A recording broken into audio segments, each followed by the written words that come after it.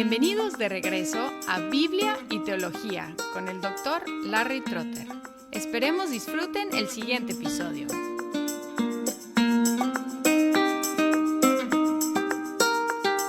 Hace años, cuando nuestras hijas todavía eran pequeñas, decidí en una Navidad leer el cuento de Navidad por Charles Dickens, y empieza así. Marley estaba muerto.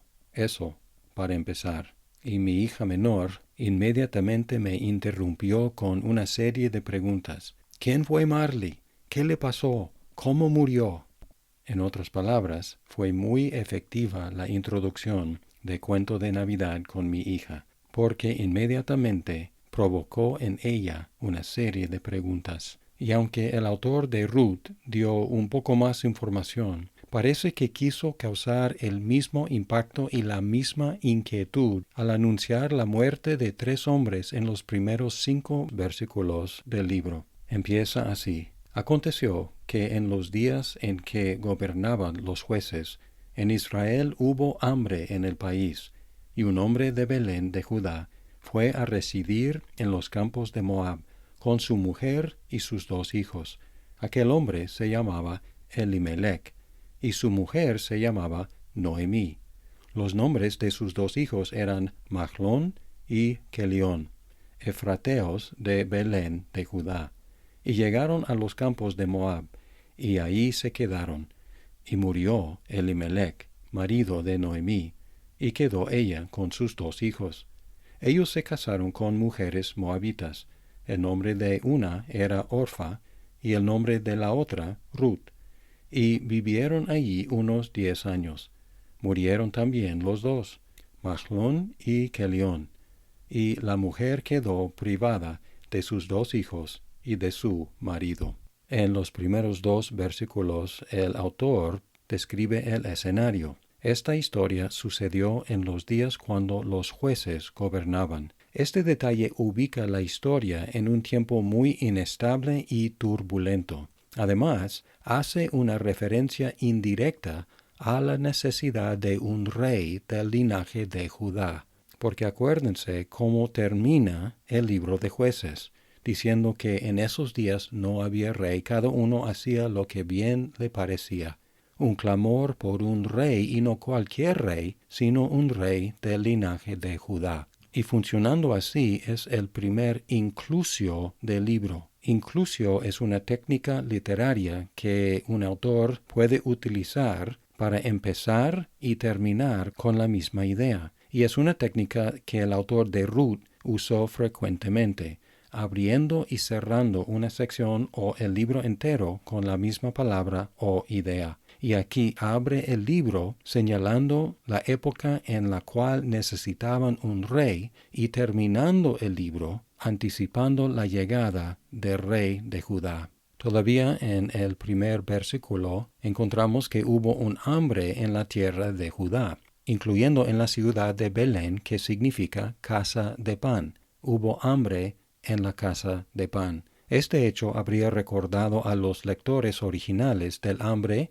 durante el tiempo de Jacob y sus hijos, la cual les obligó a ir a Egipto. Y aquí tenemos otra emigración. En esta historia, esa hambre fue el motivo para que se fuera a Moab un hombre con su esposa y sus 2 hijos. Ahora, los moabitas eran parientes lejanos de los judíos, quienes no los dejaron pasar cuando salían de Egipto. Intentaron maldecirlos y los indujeron a la inmoralidad. Por eso ellos fueron excluidos de la Asamblea de Israel. La historia de su oposición, dirigida por el rey Balac y el profeta Balaam, está en Números 22 al 25, y luego su exclusión está registrada en Deuteronomio 23, 3 al 6.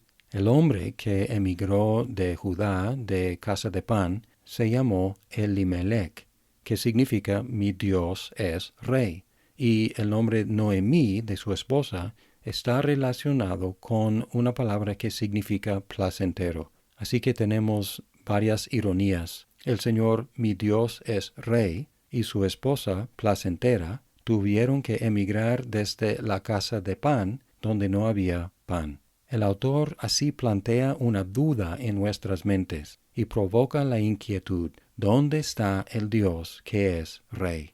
Y luego, en los versículos 3 al 5, sin ninguna explicación, el autor nos informa de que mi Dios es Rey, murió. Simplemente dice: y murió Elimelech. Similar a como Carlos Dickens empezó su cuento.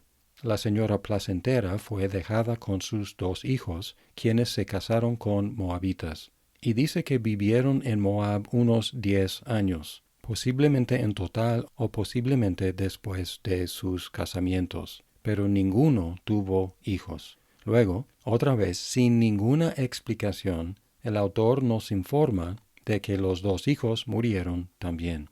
En el 5 dice simplemente: murieron también los 2, Mahlón y Kelión.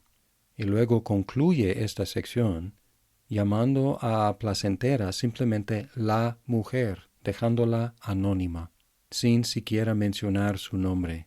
Ella fue dejada esta vez sin hijos y sin esposo. Aquí tenemos otro inclusio con el versículo 4:16, donde el autor utilizó la misma palabra para referirse a un hijo. Es más como nuestra palabra niño. En el versículo 5 de capítulo 1 fue dejado sin niños, y luego en el capítulo 4:16 dice que tomó al niño. Así concluye la introducción con placentera, sola, extranjera y sin apoyo varonil en un mundo dominado por los hombres, sobre todo económicamente.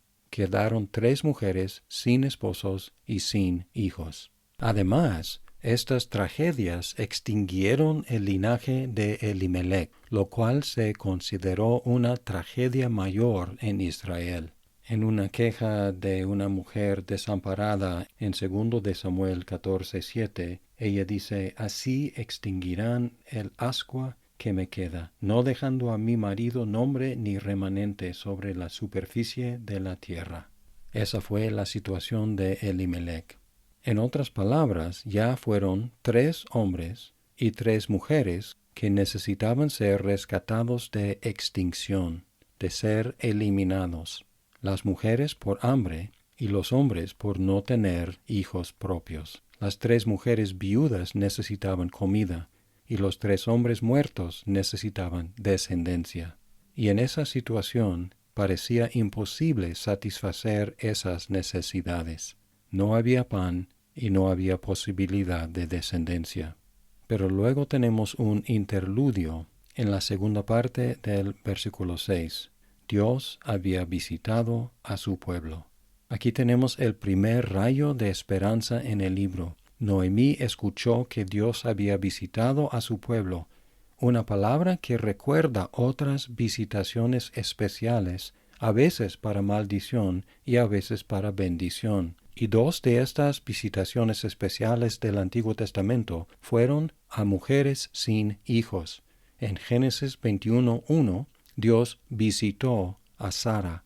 En Éxodo 4:31, Dios visitó su pueblo. En 1 de Samuel 2:21, Dios visitó a Ana, otra mujer sin hijos. Y aquí dice que Dios visitó su pueblo. Y la explicación fue para darles comida. La segunda parte de 6 dice: el Señor había visitado a su pueblo dándole alimento. La palabra alimento tiene las mismas consonantes que la palabra pan. Así que, de nuevo, la casa de pan tuvo pan.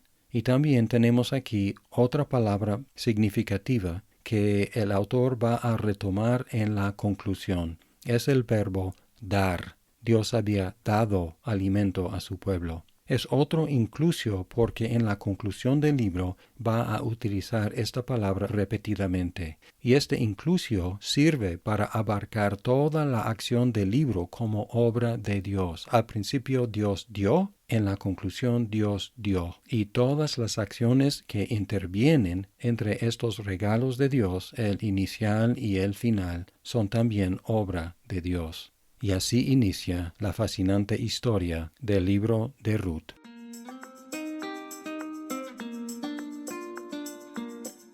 Muchas Muchas gracias por escuchar este episodio. Si estás disfrutando Biblia y teología, por favor compártelo con tus amigos. ¡Hasta pronto!